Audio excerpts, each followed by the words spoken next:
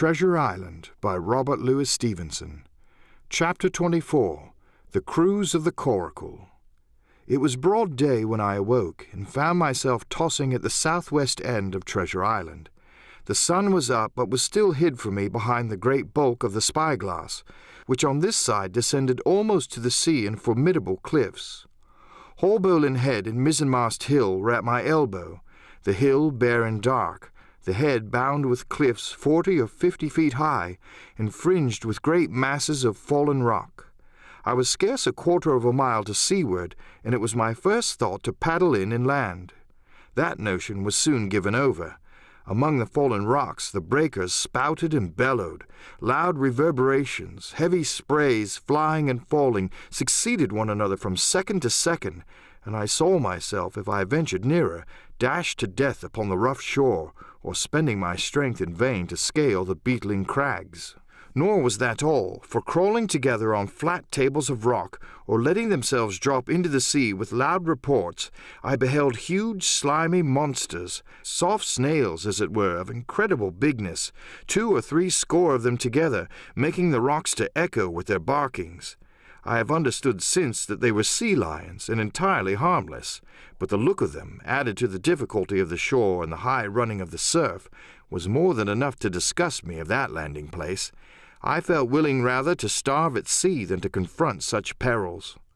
In the meantime I had a better chance, as I supposed, before me. North of Haulbowline Head the land runs in a long way, leaving at low tide a long stretch of yellow sand. To the north of that, again, there comes another cape, Cape of the Woods, as it was marked upon the chart, buried in tall green pines, which descended to the margin of the sea. I remembered what Silver had said about the current that sets northward along the whole west coast of Treasure Island, and seeing from my position that I was already under its influence, I preferred to leave Haulbowline Head behind me and reserve my strength for an attempt to land upon the kindlier-looking Cape of the Woods. There was a great smooth swell upon the sea, the wind blowing steady and gentle from the south. There was no contrariety between that and the current, and the billows rose and fell unbroken. Had it been otherwise, I must long ago have perished, but as it was, it is surprising how easily and securely my little and light boat could ride. Often, as I still lay at the bottom and kept no more than an eye above the gunwale, I would see a big blue summit heaving close above me, yet the Coracle would bounce a little, dance as if on springs, and subside on the other side into the trough as lightly as a bird. I began after a little to grow very bold, and sat up to try my skill at paddling, but even a small change in the disposition of the weight will produce violent changes in the behavior of a coracle, and I had hardly moved before the boat, giving up at once her gentle dancing movement, ran straight down a slope of water so steep that it made me giddy and struck her nose with a spout of spray deep into the side of the next wave. I was drenched and terrified, and fell instantly back into my old position, whereupon the coracle seemed to find her head again, and led me as softly as before among the billows. It was plain she was not to be interfered with, and at that rate, since I could in no way influence her course, what hope had I of reaching land? I began to be horribly frightened, but I kept my head for all that. First, moving with all care, I gradually bailed out the coracle with my sea-cap. Then, getting my eye once more above the gunwale, I set myself to study how it was she managed to slip so quietly through the rollers. I found each wave, instead of the big, smooth, glossy mountain it looks from a shore, or from a vessel's deck, was for all the world like any range of hills on the dry land, full of peaks and smooth places and valleys. The coracle, left to herself, turning from side to side, threaded, so to speak, her way through these lower parts, and avoided the steep slopes and higher toppling summits of the wave. Well now, thought I to myself, it is plain I must lie where I am and not disturb the balance, but it is plain also that I can put the paddle over the side and from time to time, in smooth places, give her a shove or two towards land. No sooner thought upon than done.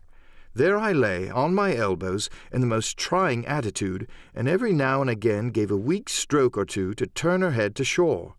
It was very tiring and slow work, yet I did visibly gain ground, and as we drew near the Cape of the Woods, though I saw I must infallibly miss that point, I had still made some 100 yards of easting. I was indeed close in. I could see the cool green treetops swaying together in the breeze, and I felt sure I should make the next promontory without fail. It was high time, for I now began to be tortured with thirst. The glow of the sun from above, its thousandfold reflection from the waves, the sea-water that fell and dried upon me, caking my very lips with salt, combined to make my throat burn and my brain ache. The sight of the trees so near at hand almost made me sick with longing, but the current had soon carried me past the point, and as the next reach of sea opened out, I beheld a sight that changed the nature of my thoughts. Right in front of me, not half a mile away, I beheld the Hispaniola under sail. I made sure, of course, that I should be taken, but I was so distressed for want of water that I scarce knew whether to be glad or sorry at the thought, and long before I had come to a conclusion, surprise had taken possession of my mind, and I could do nothing but stare and wonder. The Hispaniola was under her mainsail and 2 jibs, and the beautiful white canvas shone in the sun like snow or silver. When I first sighted her, all her sails were drawing. She was laying a course about northwest, and I presumed the men on board were going round the island on their way back to the anchorage. Presently she began to fetch more and more to the westward, so that I thought they had sighted me and were going about in chase. At last, however, she fell right into the wind's eye, was taken dead aback, and stood there a while helpless, with her sails shivering. "Clumsy fellows," said I. "They must still be drunk as owls," and I thought how Captain Smollett would have set them skipping. Meanwhile the schooner gradually fell off, and filled again upon another tack, sailed swiftly for a minute or so, and brought up once more dead in the wind's eye. Again and again was this repeated. To and fro, up and down, north, south, east, and west, the Hispaniola sailed by swoops and dashes, and at each repetition ended as she had begun, with idly flapping canvas. It became plain to me that nobody was steering, and if so, where were the men? Either they were dead drunk or had deserted her, I thought, and perhaps if I could get on board, I might return the vessel to her captain. The current was bearing Coracle and schooner southward at an equal rate. As for the latter's sailing, it was so wild and intermittent, and she hung each time so long in irons, that she certainly gained nothing if she did not even lose. If only I dared to sit up and paddle, I made sure that I could overhaul her. The scheme had an air of adventure that inspired me, and the thought of the water-breaker beside the fore companion doubled my growing courage. Up I got, was welcomed almost instantly by another cloud of spray, but this time stuck to my purpose, and set myself with all my strength and caution to paddle after the unsteered Hispaniola. Once I shipped a sea so heavy that I had to stop and bail, with my heart fluttering like a bird, but gradually I got into the way of the thing, and guided my coracle among the waves, with only now and then a blow upon her bows and a dash of foam in my face. I was now gaining rapidly on the schooner. I could see the brass glisten on the tiller as it banged about, and still no soul appeared upon her decks. I could not choose but suppose she was deserted. If not, the men were lying drunk below, where I might batten them down, perhaps, and do what I chose with the ship. For some time she had been doing the worst thing possible for me, standing still. She headed nearly due south, yawing, of course, all the time.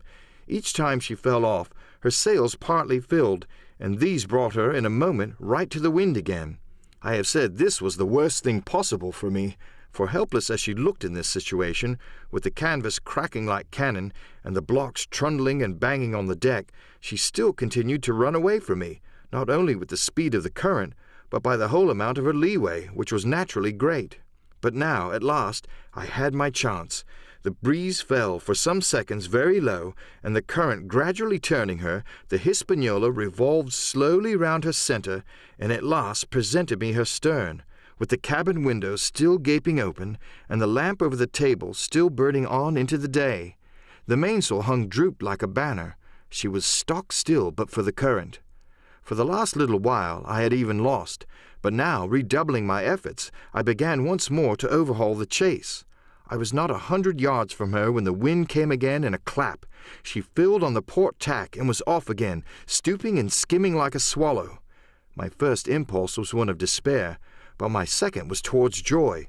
Round she came, till she was broadside on to me, round still till she had covered a half, and then 2/3, and then 3/4 of the distance that separated us. I could see the waves boiling white under her forefoot. Immensely tall she looked to me from my low station in the Coracle. And then, of a sudden, I began to comprehend. I had scarce time to think, scarce time to act and save myself. I was on the summit of one swell when the schooner came stooping over the next. The bowsprit was over my head. I sprang to my feet and leaped, stamping the Coracle under water. With one hand I caught the jib boom, while my foot was lodged between the stay and the brace, and as I still clung there panting, a dull blow told me that the schooner had charged down upon and struck the Coracle, and that I was left without retreat on the Hispaniola. End of chapter 24.